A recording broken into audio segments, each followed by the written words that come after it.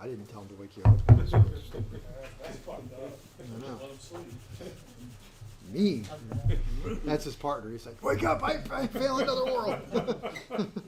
Okay, so here's a pump, here's a body I brought in. So it's got the middle rotor, the spacer in the middle, and the vanes. You can pull it apart and screw with it.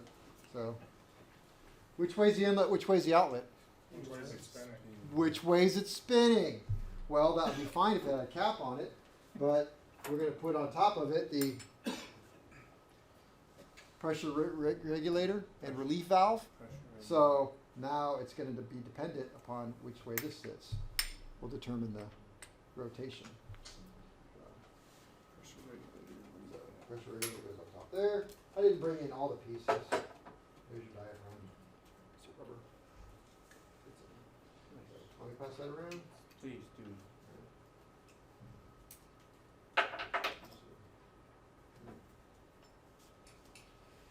This right here is the weak spring in there.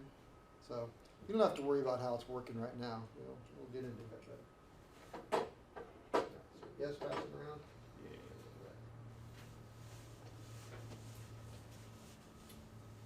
Count those pieces. See that? Oh man, it's missing a plug. What is that? Why is it missing a plug?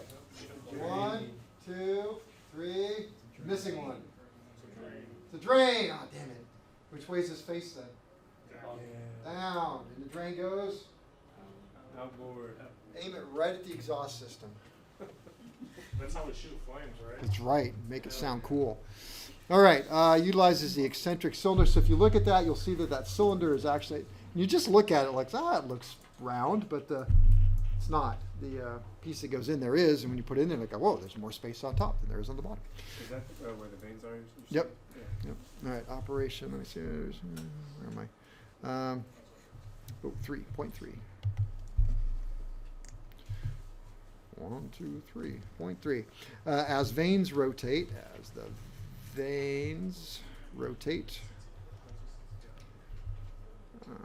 the volume in the cylinder increases and decreases. Oh, I don't know if I should put that. Kind of. Yeah, we'll go with it. The volume.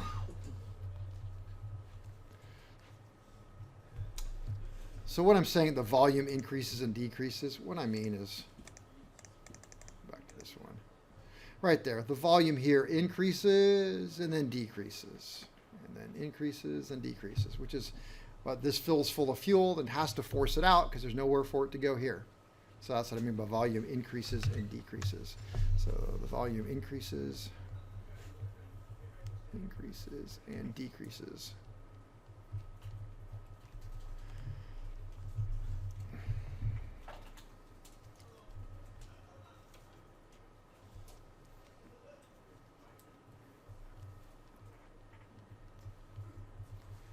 Constant displacement fuel pumps are usually designed to deliver more fuel than needed.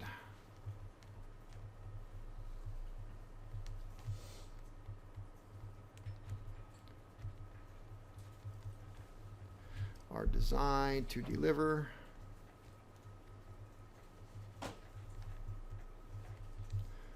more fuel than is needed.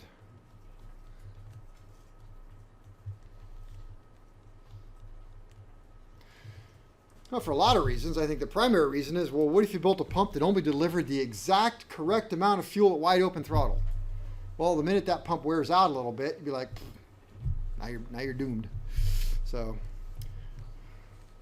what are we going to do with that? Well, let's see. The fuel is needed.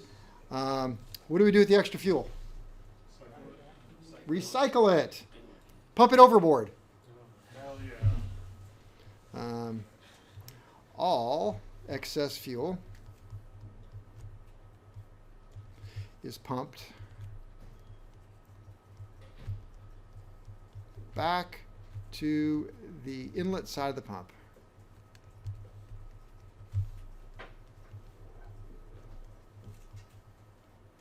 Now, I warned you before, be careful with this phrase, the inlet side of the pump. The fuel tank is considered the inlet side of the pump. Say that again? The fuel tank is considered the inlet side of the pump. So there are some things we're going to look at where the book will clearly state, and it goes back to the inlet side of the pump. That could be the fuel tank, the fuel lines. It could be anything on that side of the inlet. Sometimes it literally means the inlet side of the pump. In this case, it's literally stays within the pump, really. That was the picture you were showing where it goes. It up. circulates internal to the pump on this particular one. So, yeah, note.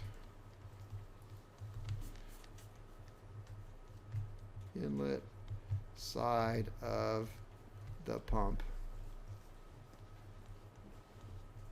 That quote could be the fuel tank. Not on this particular one, but things we're going to look at. Yeah, make sure we understand what specific area it's talking about. Just be aware. If I said, if something says, oh, then it goes back to the inlet side of the pump, I'll be like, well, where on the pump does it go back to? I go, well, not there, Kevin. It goes to the tank, which is the inlet side of the pump. And like, for example, we're going to look at pressure carbs in a little bit where they take fuel and they inject it back to the fuel tank with air bubbles in it. So they can say, well, it goes back to the inlet side of the fuel pump. Well, it goes to the tank and then down to the inlet side, but still the inlet side. What was the purpose of these vanes going up and down? That is the pump. The vanes inside? Yep, the vanes are the pump. The vanes? Are technically the pump. So, Pictures. all right, there we go. Looking at that. Yeah. So the vane is going to rotate around, right? And so right here it makes kind of this big cavity, but as this vane itself rotates around, the cylinder is not round. It's eccentric. Huh?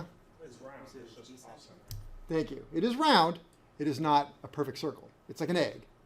So as this rotates down around to here, you can see that this vane has to tuck up inside a little bit with no space right here, which means there's no space for fuel, which means it had to pump it out this way. But now it starts coming around. It starts making a little bit of a hole here, and this starts filling up full of fuel, and this fills full of fuel. And then it comes around, and then you start losing space, and it has to push it back out. Like a rotor? Like a what? Your rotor pump? Yeah, rotor pump.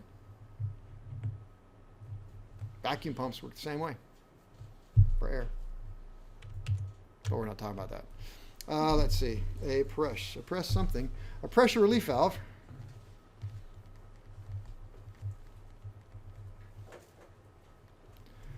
A pressure relief valve adjusts the amount of fuel. Pressure relief valve adjusts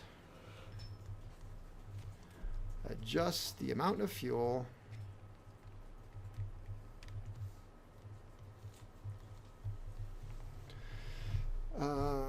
being returned, right? Fuel being returned, and thus the outlet pressure. Adjust the amount of fuel being returned. I'll put within the pump.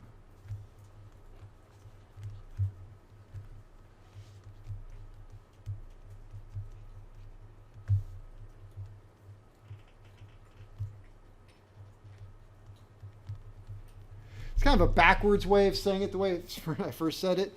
When you look at point E, a pressure relief valve adjusts the amount of fuel being returned within the pump. In other words, it adjusts the circulation.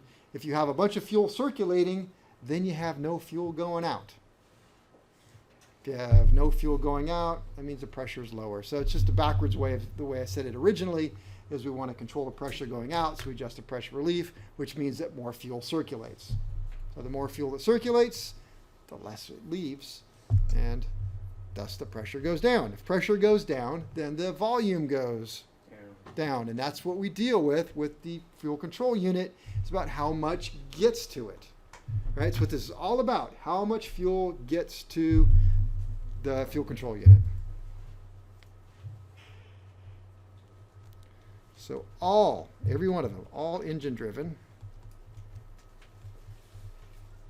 fuel pumps must have a mechanism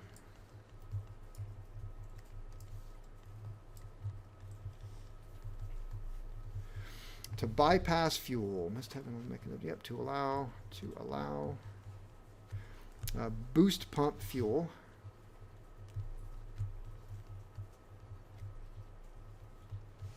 To flow through the pump. Boost pump fuel. All engine-driven fuel pumps must have a mechanism to allow boost pump fuel. I didn't want to write through. That doesn't make sense. Boost pump fuel to flow through. To flow through the pump.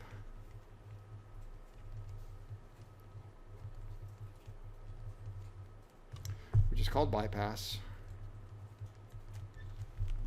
Why do we need bypass? Two reasons. One, starting. Two, To recycle? no, pump failure. If the engine-driven pump fails, it's going to fail.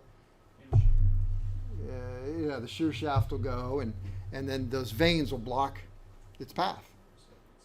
And so the pump fails.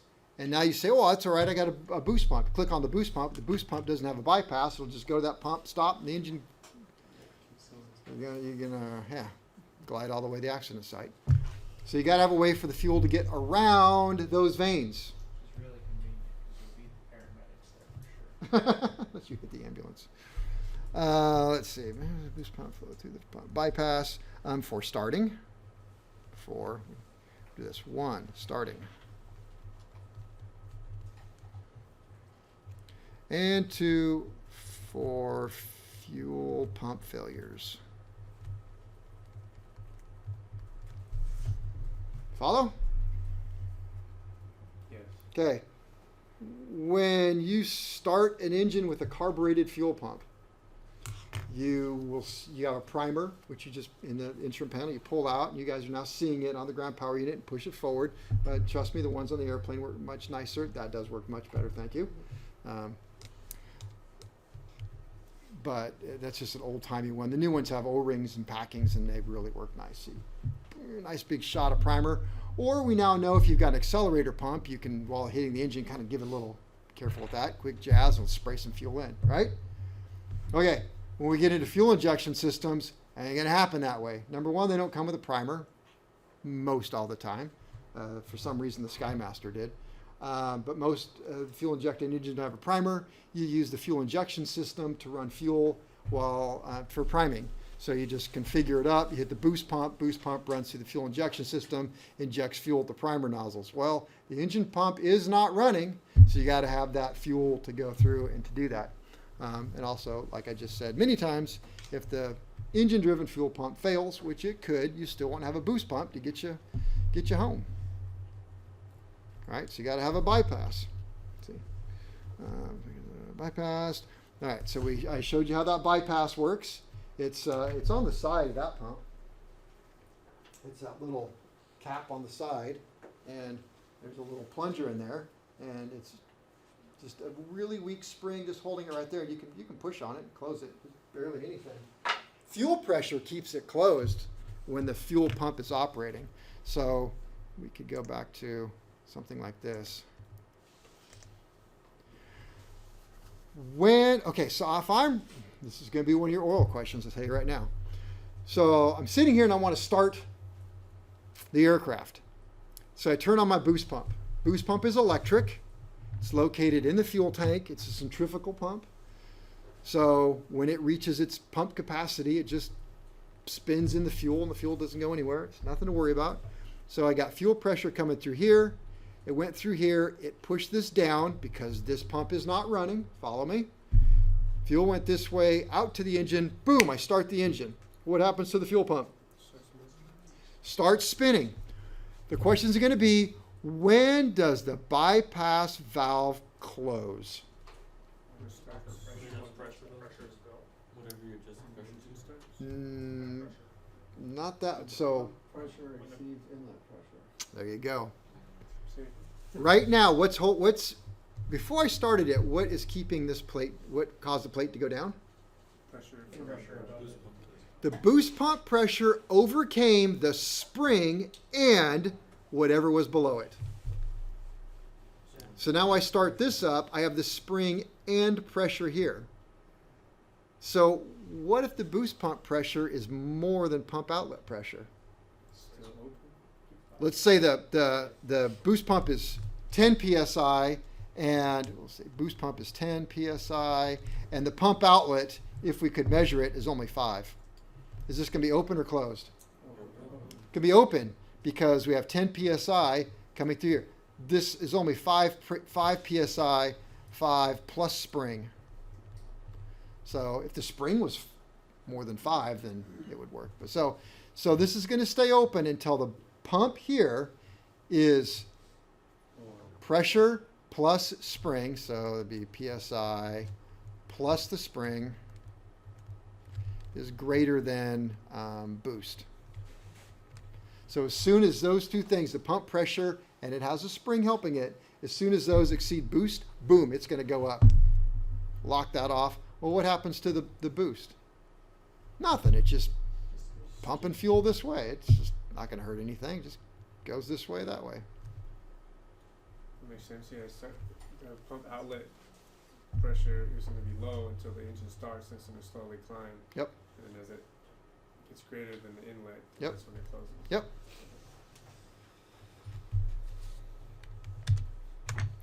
All right. Bypass. All right. So that's all there is for that. I mean, it's really just a simple little thing. Some pumps are compensated.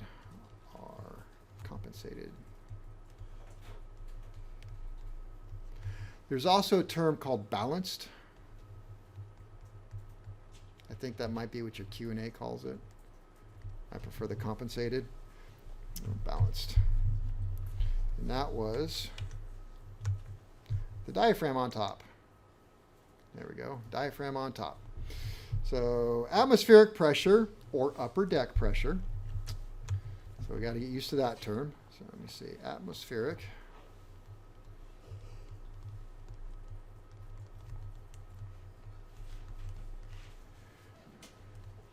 Or upper deck pressure. Upper deck pressure is also called turbo outlet. We don't call it that in aviation, but you could call it that. Upper deck is connected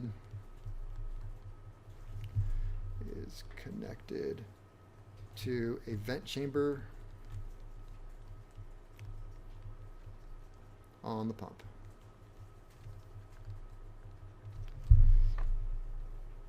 All right, I'm going to be a nice guy. I'm just going to flat out tell you right now, never done this before.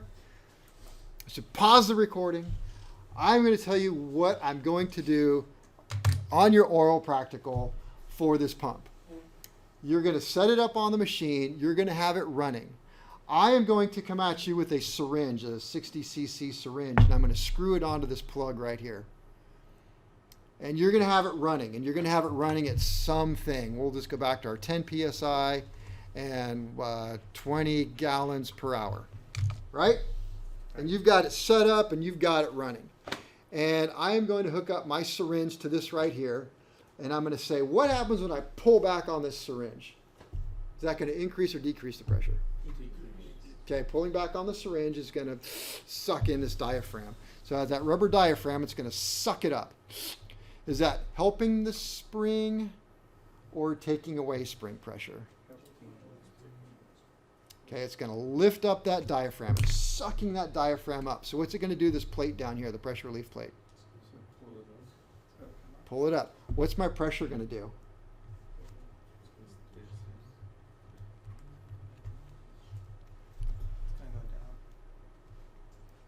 I'm helping the spring or I'm going against the spring, or say hurting the spring, I guess. I don't know. It's going against. Which spring? The top one or the bottom one? That bottom one's just a very weak bypass spring. Has no effect on anything. It's barely holding. It's who's got that pump?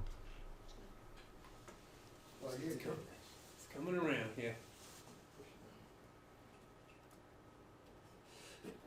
That's that little weak spring right there. Here, look.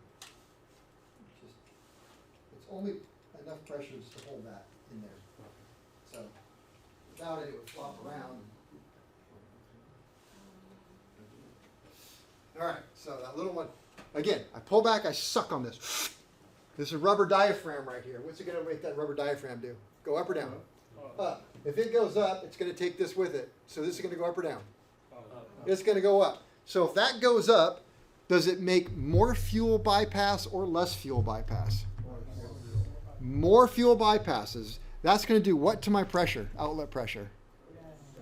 It's going to go down. What does that do to my gallons per hour? If the pressure goes down across an orifice, what does the flow do?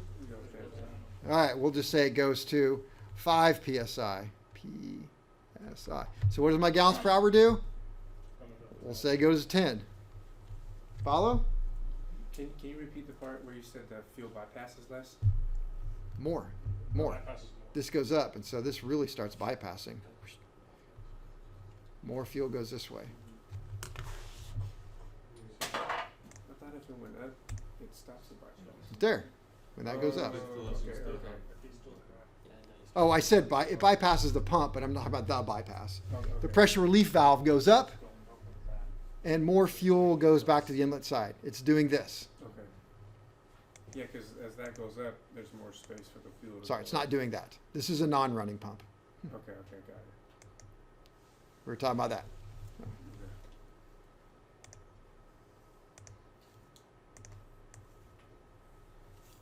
Bring that up a little bit.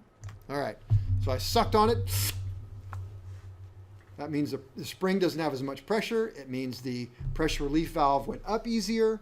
If it goes up easier, more fuel is going to take that path, which means the pressure right here in the outlet chamber is going to go down. If that pressure goes down, then across an orifice, the flow has to go down. All right. Then if you made it that far, I'll turn around and say, all right, now that it's all the way out, what happens when I push on this?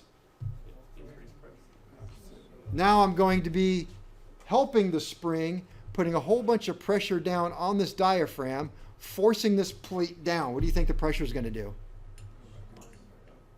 Pressure is going to go way up if you have a nice tight pump. And what's the gallons per hour going to do?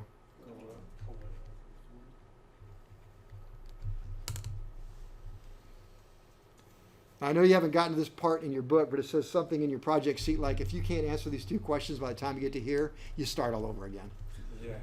There's just no excuse for that at this point. So if you're really thinking about it and really doing the project, at this point, you have to understand that. If you're just kind of going through the motions and checking the boxes and hoping that you're going to get a certificate at the end, this is the part where you have to start all over again. And you don't. So I don't want that to happen to anybody. So, all right? If you pull it back, It's less pressure. it's less pressure. If I have less pressure, it means what happens to the gallons per hour? Down. Because I'm literally going to do that. You have a flow gauge on there and a pressure gauge. So I'm going to pull back. What's pressure going to do? Less. You say it's going to go down. Now, just for the sake of, make sure we're all on the same page, I already said, what happens if I'm running the pump at 100 psi, 100 RPM, and I have 10 psi? 100 RPM, 10 psi. What happens if I double the RPM?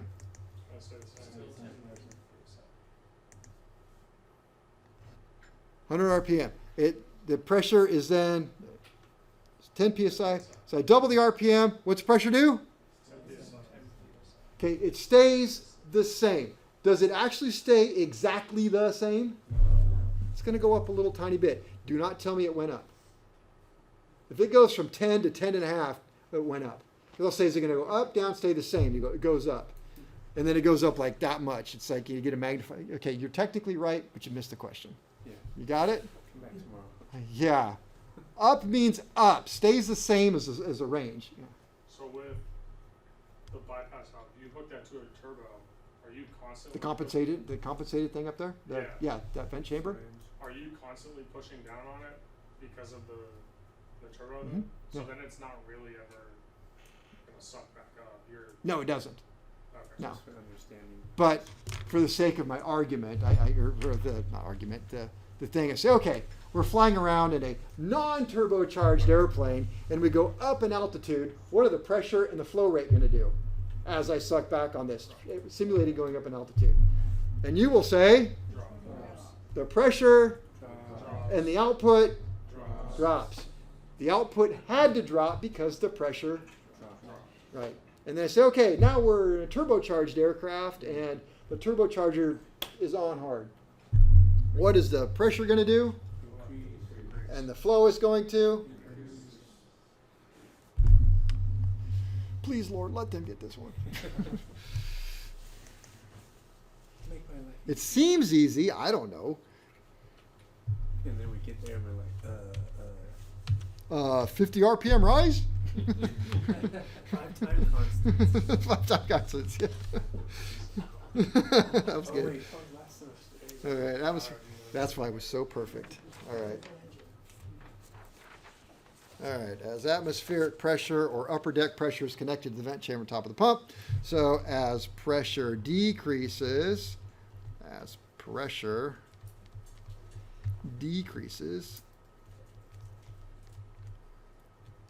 which is the same as saying as altitude increases, right? Altitude increases.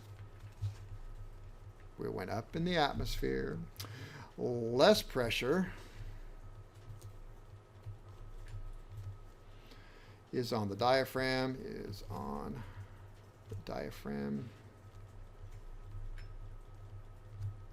allowing more fuel.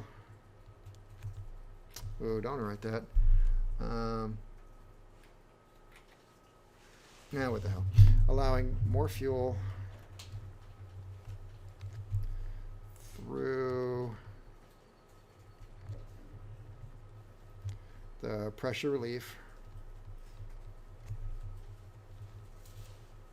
Through the pressure relief, therefore pressure goes down, or fuel pressure drops, gallons per hour drops, or flow drops, whatever word works for you. Pressure drops, flow drops.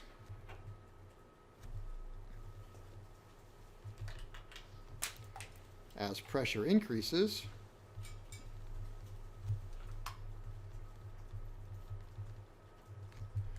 more pressure is applied on the diaphragm.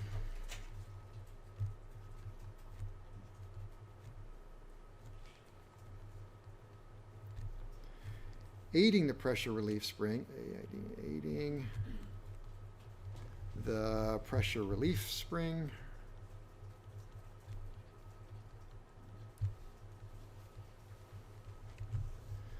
And increasing pump pressure, pump outlet pressure.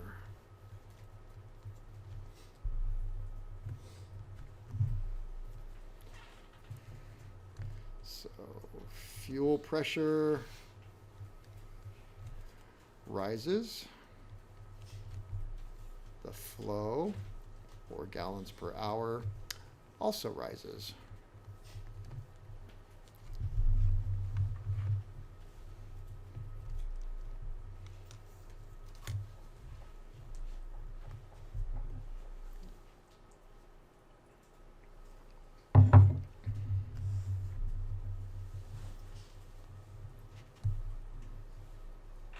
You say potential flow rises. Well, if the fuel pressure goes up, then the flow has to go up. But my carburetor is only gonna accept the amount of fuel that it regulates. So you can increase the pressure, but that restriction is in the carburetor is. Well, in theory, what is going to happen is you are going to increase your throttle valve. Your throttle valve will cause the engine to speed faster, which caused the turbo to go faster, which caused more pressure on it. Because the engine was going faster, you're going to open up orifices in your pressure carburetor or fuel injection that require more fuel to go through. Except when I'm in the rapid descent. With the throttle open, No, if you pull the throttle, same throttle. then your RPM would stay the same. You increase it a little Oh, then this will be just about the same. All right, that's all I have about this pump. It's just that simple.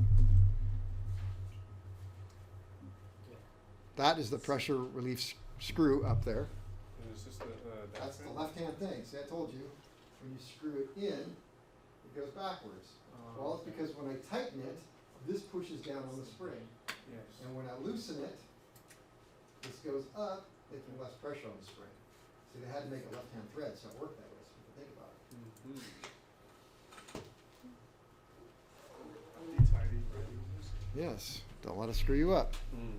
Okay, moving on. Now we're going to talk about the diaphragm fuel pump. It is the same kind of fuel pump used on your truck, and I have one on my boat, and I think I have a video. Yes, I have a video, and I really like this guy, and reminds me of my grandpa, even though my grandpa looked nothing like him and didn't talk like him, but he was obviously an old German fella. But I think I have to stop this because, you know, YouTube rights and stuff.